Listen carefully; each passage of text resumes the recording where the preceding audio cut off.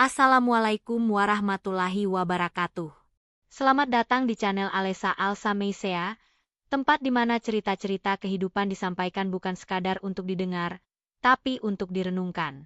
Hari ini, kami mengajak Anda menyelami sebuah kisah nyata yang penuh haru, tentang pengorbanan, keikhlasan, dan makna kemanusiaan yang sesungguhnya. Tentang seorang satpam tua dan dua bocah perempuan yang datang di tengah hujan, membawa luka, sekaligus harapan. Cerita ini bukan sekadar drama. Ini cermin. Cermin bagi kita semua, bahwa di dunia yang seringkali dingin dan penuh aturan, masih ada hati yang tak tega melihat anak kecil menangis sendirian. Mari duduk sejenak, tenangkan pikiran, dan buka hati Anda. Karena bisa jadi, kisah ini akan mengubah cara Anda memandang hidup dan cinta. Selamat menyaksikan. Hujan turun sejak sore. Bukan gerimis, tapi hujan deras yang menghajar aspal dan atap seng pabrik dengan suara gemuruh. Langit di kawasan industri Semarang itu kelabu, seolah ikut menanggung beban yang tak terucap. Pabrik tempat Pak Alwi bekerja sudah lama sepi sejak jam 5 sore. Semua karyawan pulang, tinggal suara rintik hujan dan dentingan air menetes dari talang bocor. Pak Alwi, 53 tahun, satpam senior yang setia di pos sejak 2 dekade lalu, masih duduk di depan layar monitor CCTV yang buram. Wajahnya lelah, keriput menua dari kejamnya waktu. Tangannya yang kasar menggenggam cangkir kopi hitam yang sudah dingin. Tapi malam ini, ada sesuatu yang berbeda. Sebuah gerakan kecil di layar pojok kanan menarik perhatiannya. Kamera 04, parkiran belakang. Ia memperbesar tampilan. Tampak dua sosok kecil meringkuk di sudut dekat tumpukan palet kayu. Pak Alwi sempat mengira itu kucing atau anjing, tapi tidak. Nalurinya bicara lain. Dengan mantel tipis dan payung patah, ia bergegas menembus hujan menuju parkiran. Ketika tiba di sana, hatinya langsung mencelos.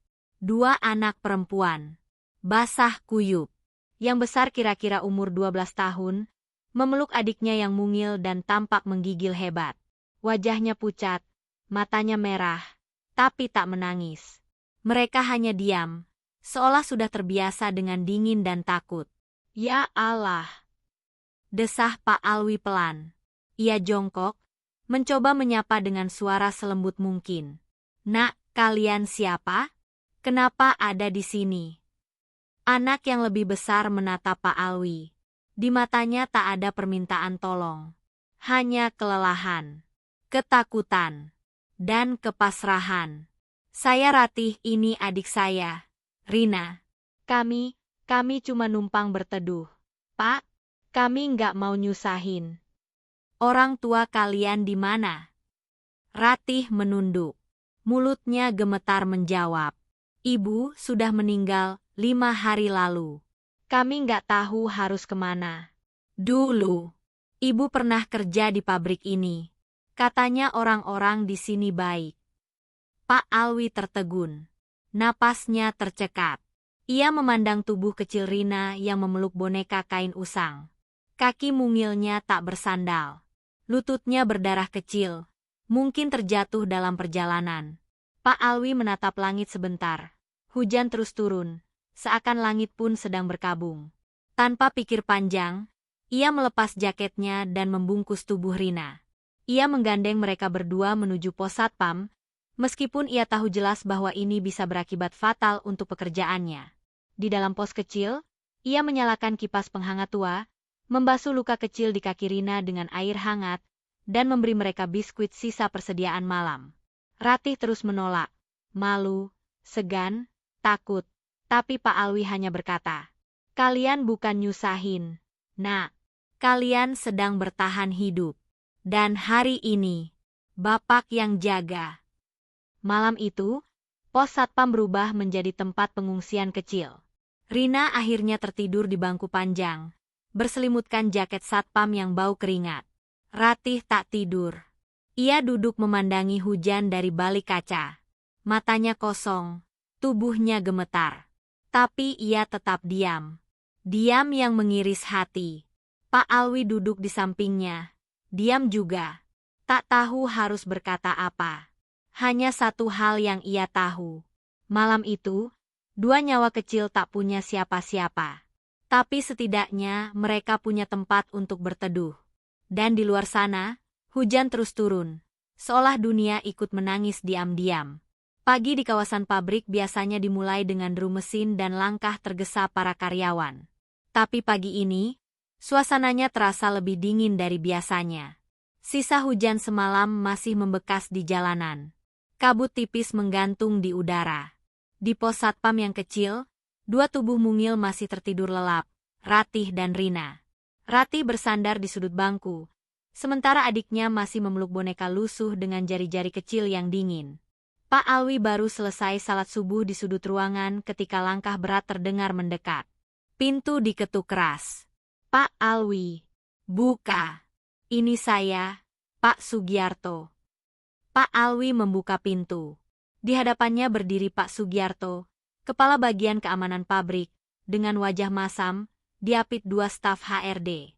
Begitu matanya menangkap dua anak di dalam ruangan, alisnya langsung mengerut tajam.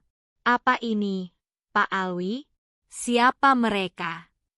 Pak Alwi menarik napas dalam. Anak-anak yang terlantar. Pak, ibu mereka mantan buruh di sini. Sudah meninggal. Mereka datang kemarin sore. Kehujanan. Saya nggak tega. Pak Sugiarto mengangkat tangan, menyela kasar. Tidak ada urusan itu. Ini bukan tempat penampungan. Kalau wartawan tahu, nama perusahaan kita bisa rusak. Apalagi kalau terjadi apa-apa pada mereka di sini. Tapi mereka anak-anak, Pak.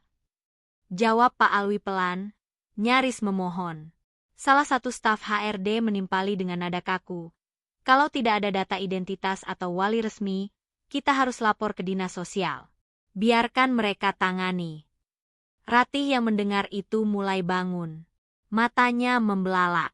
Ia memegang tangan adiknya erat. Suara kecilnya bergetar. Kami nggak mau dipisah. Pak, tolong. Jangan bawa kami. Pak Alwi menoleh cepat. Wajahnya berubah. Ia berdiri melindungi anak-anak di belakang punggungnya. Tolong beri saya waktu, Pak.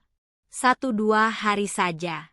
Biar saya cari keluarga angkat yang mau menampung mereka. Pak Sugiarto hanya menggeleng dingin. Kalau dalam 2 hari tidak ada solusi, saya sendiri yang akan antar mereka ke dinas. Setelah rombongan itu pergi, bisik-bisik mulai terdengar di kantin dan ruang istirahat. Para karyawan mencibir, entah karena iri atau karena ingin menjilat atasan. Pak Alwi sekarang pahlawan ya? Kasihan sih, tapi kan bukan tugas kita. Mau dikata baik. Tapi kalau pabrik bermasalah, siapa yang tanggung jawab? Pak Alwi hanya diam. Tapi di dalam dirinya, gejolak mengamuk. Ia merasa sendirian. Tak banyak yang peduli. Tapi ia tahu, kalau ia menyerah, anak-anak itu akan dibuang ke sistem yang keras. Tempat anak seperti Rina mungkin tidak akan bertahan lama. Malamnya, Pak Trianto, satpam shift siang, datang ke pos. Pak, saya tahu ini berat, tapi kalau Bapak butuh bantuan, saya siap. Saya punya kenalan di kelurahan, siapa tahu bisa bantu. Pak Alwi memejamkan mata sejenak, menahan tangis. Dalam sunyi, ia berbisik. Saya cuma ingin mereka punya tempat yang hangat. Itu saja. Di sudut pos, Ratih duduk memandangi lampu jalan dari balik kaca. Ia tidak bertanya apa-apa. Tapi dari cara ia menggenggam tangan adiknya, Pak Alwi tahu, waktu mereka semakin sedikit. Hari kedua. Langit masih kelabu. Di meja pos satpam, Pak Alwi duduk dengan map lusuh berisi fotokopi KTP almarhumah Ibu Ratih, secarik akta kelahiran yang mulai pudar tintanya, dan secarik surat kematian yang ia bantu urus ke kelurahan. Ia berharap, berkas-berkas itu cukup untuk membuka pintu. Pagi itu, ditemani Pak Trianto, mereka mendatangi kantor dinas sosial tingkat kecamatan. Sebuah gedung sederhana dengan cat mengelupas, tapi di dalamnya terdapat tembok-tembok tebal bernama prosedur. Seorang pegawai perempuan, setengah menguap, menyambut mereka. Pandangannya cepat menyapu berkas, lalu menggeleng. Pak, untuk bisa diproses, ini harus dilengkapi surat keterangan tidak memiliki wali sah dari kelurahan, tanda tangan RT dan RW, serta saksi kematian dari warga sekitar. Dan satu lagi, harus ada laporan kepolisian kalau anak-anak ini benar-benar terlantar. Tapi, mereka sudah di sini. Mereka butuh bantuan sekarang, kata Pak Alwi dengan suara bergetar. Saya ngerti, Pak.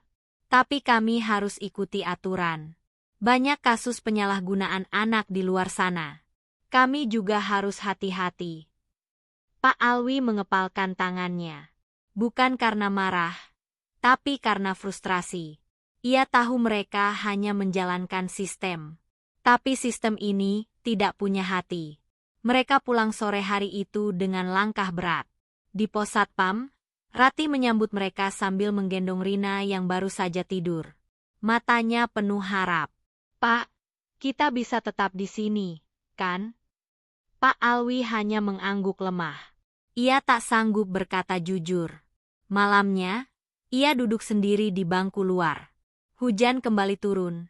Kali ini rintik pelan. Ia memandangi gerbang pabrik yang tertutup, mengenang wajah anaknya sendiri yang meninggal 5 tahun lalu karena kecelakaan, usia Ratih waktu itu. Sejak itu, istrinya pun ikut pergi, karena hatinya hancur. Mungkin ini ganti yang Tuhan kirim, bisiknya. Tapi bahkan niat baik sekalipun seringkali harus berhadapan dengan tembok keras yang disebut legalitas.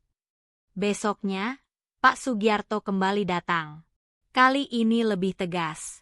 Pak Alwi, ini hari terakhir. Kalau sampai besok belum ada yang mau tanggung jawab, anak-anak itu harus kami serahkan. Di tengah tekanan itu, Bu Lastri datang diam-diam membawa secari kertas. Pak Alwi, saya kenal seseorang. Namanya Bu Tati. Dia ngelola yayasan anak-anak yatim di daerah pinggir kota. Orangnya tulus. Pak, mungkin bisa jadi jalan keluar. Mata Pak Alwi langsung berkaca-kaca. Sinar harapan mulai muncul, meski samar. Tolong bantu saya ketemu beliau besok pagi, ya Bu. Iya, Pak. Kita cari jalan bareng-bareng. Dan malam itu, Pak Alwi duduk memandangi dua bocah perempuan yang tidur berdekatan di tikar usang. Ia tahu, besok adalah hari terakhir yang diberikan padanya. Hari penentuan. Pagi hari di Semarang disambut matahari pucat yang malu-malu menembus kabut tipis. Bagi sebagian orang, hari itu hanyalah hari kerja biasa. Tapi bagi Pak Alwi, hari itu adalah batas waktu, hari terakhir ia bisa mempertahankan dua anak kecil dari cengkeraman sistem yang dingin. Dengan pakaian rapi, ia menuntun Ratih dan Rina menaiki angkot bersama Bu Lastri. Perjalanan ke pinggir kota terasa lebih panjang dari biasanya. Rina duduk di pangkuan Ratih, menguap, sementara Ratih tampak gelisah, entah karena harapan atau ketakutan akan kehilangan. Yayasan, Rumah Pelita, berdiri sederhana di ujung gang sempit. Sebuah rumah besar tanpa pagar, dengan taman kecil di depannya. Sejumlah anak sedang bermain ayunan. Beberapa di antaranya menyapa dengan senyum. Di teras rumah, seorang wanita parubaya berkerudung duduk dengan mata ramah. Dialah Bu Tati. Pak Alwi, tanyanya lembut sambil berdiri. Iya, Bu. Ini Ratih dan adiknya, Rina. Bu Tati menunduk, menatap dua anak itu dalam-dalam. Tangannya mengelus kepala Rina yang masih tertunduk malu di balik kakaknya. Saya sudah dengar dari Bu Lastri. Terima kasih karena tidak membiarkan mereka terabaikan, Pak. Pak Alwi menarik napas panjang. Saya hanya melakukan apa yang hati saya suruh, Bu. Tapi saya tahu, saya tak bisa selamanya sembunyikan mereka. Saya cuma berharap tempat ini bisa jadi rumah. Bu Tati mengajak mereka masuk. Ruangan dalam yayasan itu sederhana tapi bersih. Bau makanan hangat tercium dari dapur. Anak-anak lain menyambut dengan lugu. Tak satu pun merasa asing melihat kedatangan Ratih dan Rina. Ratih masih canggung, tapi Bu Tati memeluknya perlahan. Di sini, kalian bisa tidur tanpa takut. Makan tanpa menunggu belas kasihan. Belajar, bermain, dan jadi anak-anak seperti seharusnya. Rina akhirnya tersenyum kecil. Senyum pertama sejak malam hujan itu. Sore menjelang. Di halaman depan, Pak Alwi bersiap pamit. Ratih memandangnya dalam-dalam, lalu memeluknya erat. Tak sepatah kata pun keluar. Hanya tangis yang menetes diam-diam di baju satpam tua itu. "Pak, terima kasih. Bapak sudah jadi ayah buat kami." Pak Alwi tak kuasa menahan air mata. "Kalian anak baik. Tuhan pasti jaga kalian." Saat Pak Alwi melangkah keluar, Rina tiba-tiba berlari mengejarnya, membawa boneka lusuhnya. "Pak Alwi, ini buat Bapak, supaya Bapak nggak sendirian." Pak Alwi menggenggam boneka itu. Tangannya gemetar. Ia tahu, kenangan malam-malam di pos satpam itu akan terus hidup di hati. Langit sore berwarna jingga. Di kejauhan, suara azan maghrib mulai berkumandang. Di dalam hati Pak Alwi, senyap yang lama bersarang perlahan berubah menjadi damai. Ia telah menyerahkan 2 jiwa kecil pada tangan yang lebih aman. Dan itu cukup. Lebih dari cukup. Minggu berikutnya, suasana pabrik kembali berjalan seperti biasa. Karyawan lalu lalang dengan seragam kerja dan raut wajah terburu-buru. Tak ada yang tahu bahwa ada kisah besar yang telah lahir diam-diam di sudut parkiran belakang beberapa hari lalu. Pak Alwi kembali berjaga di posnya. Tapi hari-harinya kini terasa berbeda, sunyi. Bangku panjang di sudut pos, yang biasanya menjadi tempat tidur darurat Ratih dan Rina, kini kosong. Boneka lusuh pemberian Rina tetap diletakkan di atas meja, berdampingan dengan termos kopi yang belum dibuka. "Pak Alwi, sekarang posnya sepi ya?" celetuk Pak Trianto setengah bercanda. Pak Alwi hanya tersenyum kecil, tapi matanya menyimpan rindu. Sore itu, sebuah mobil berwarna putih berhenti di depan gerbang. Di dalamnya, duduk Butati, Ratih, dan Rina yang kini tampak lebih bersih, segar, dan ceria. Ratih mengenakan baju terusan sederhana berwarna biru langit. Rina memakai kaos bergambar kelinci. Pak Alwi buru-buru keluar dari pos. Langkahnya tergesa, tapi hatinya penuh haru. "Pak Alwi," seru Rina riang, berlari kecil dari dalam mobil dan langsung memeluk kaki Pak Alwi. Pak Alwi membungkuk memeluknya, mengelus rambutnya yang kini tertata rapi. "Kalian kelihatan sehat. Bahagia, ya." Ratih ikut turun, dan untuk pertama kalinya, ia tersenyum lebar.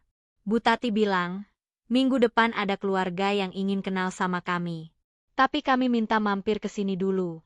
Karena tempat ini, buat kami, bukan cuma tempat berteduh, tapi rumah pertama," sambung Rina, polos. Pak Alwi menunduk, menyembunyikan air matanya. "Pak Alwi harus jaga diri, ya," ucap Ratih pelan. "Dan kalau kami sudah punya rumah sungguhan nanti, Bapak harus datang," tambah Rina sambil menunjuk wajahnya sendiri. "Janji ya?" Pak Alwi tertawa kecil, lalu mengacungkan jari kelingking. "Janji." Mereka berpamitan. Ketika mobil perlahan menjauh, Pak Alwi berdiri di samping gerbang, melambai sampai mobil itu menghilang di tikungan. Angin sore mengusap wajahnya. Untuk pertama kalinya dalam bertahun-tahun, ia merasa tenang. Ia tidak pernah kaya, tidak terkenal, tidak dianggap penting oleh banyak orang. Tapi hari itu, ia tahu satu hal dengan pasti. Ia pernah menyelamatkan 2 nyawa. Dan itu membuat seluruh hidupnya berarti. 3 tahun telah berlalu sejak sore hujan itu. Pak Alwi kini sudah pensiun dari pekerjaannya sebagai satpam. Usianya yang mulai menua, lutut yang tak lagi kuat berdiri lama, dan tekanan darah yang kerap naik turun membuatnya lebih sering berada di rumah kontrakan kecil di pinggiran kota. Tapi tak sehari pun ia lupa pada 2 nama yang sempat menempati sudut hatinya, Ratih dan Rina. Setiap pagi, ia duduk di beranda rumah, membaca koran bekas, ditemani boneka kelinci lusuh, yang masih disimpannya, utuh. Ia tak pernah memutuskan untuk mencari tahu lebih jauh kemana Ratih dan Rina pergi setelah diadopsi. Ia percaya bahwa mereka telah berada di tangan yang baik. Doa-doanya pun cukup, setiap malam sebelum tidur. Hingga suatu pagi yang sunyi, seorang tukang pos berhenti di depan rumahnya. "Pak Alwi." "Iya, saya." "Ada surat buat Bapak. Dari luar kota." Pak Alwi mengangguk heran. Ia tak pernah menerima surat lagi sejak pensiun. Dengan tangan gemetar, ia membuka amplop sederhana itu. Di dalamnya, secari kertas putih dengan tulisan tangan yang rapi dan lembut. Di pojok kanan atas tertulis, "Pengirim, Ratih Rina, Yogyakarta. Assalamualaikum warahmatullahi wabarakatuh. Pak Alwi tercinta. Apa kabar, Pak? Semoga Bapak sehat dan tetap kuat seperti dulu saat menjaga kami di malam hujan itu. Kami tak pernah lupa. Tidak sehari pun kami lupa. Sekarang, kami sudah punya rumah baru, orang tua angkat yang sangat baik, sekolah yang menyenangkan, dan kehidupan yang tak lagi membuat kami takut saat tidur. Tapi semua itu hanya mungkin terjadi karena satu malam di pos satpam. Bapak yang menyelimuti kami, memberi kami makan, dan yang paling penting, membuat kami merasa tidak sendirian. Dunia mungkin menganggap kami anak kecil tanpa masa depan, tapi Bapak melihat kami sebagai manusia kecil yang layak diperjuangkan." Rina sekarang sudah kelas 3 SD. Ia bercita-cita jadi perawat. Saya ingin jadi guru, Pak, agar bisa menanamkan kebaikan seperti yang Bapak tanamkan pada kami. Kami doakan Bapak selalu dalam lindungan Allah. Dan, jika suatu hari Bapak sempat ke Yogyakarta, mampirlah ke rumah kami. Rina ingin sekali memperlihatkan hasil lukisannya kepada Bapak. "Terima kasih sudah menyelamatkan kami. Kami sayang Bapak." Ratih dan Rina. Air mata Pak Alwi jatuh membasahi surat itu. Ia tersenyum, tapi hatinya gemetar. Dalam sunyi yang begitu dalam, ia berbisik, "Alhamdulillah. Allah, terima kasih telah menjaga mereka." Hari itu, langit Semarang cerah.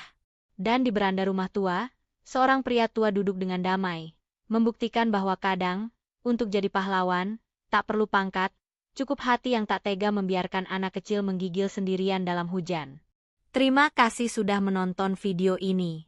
Jangan lupa untuk selalu support channel ini dengan like, komen, dan subscribe. Serta nyalakan juga notifikasinya agar tidak ketinggalan untuk cerita-cerita selanjutnya. Tama.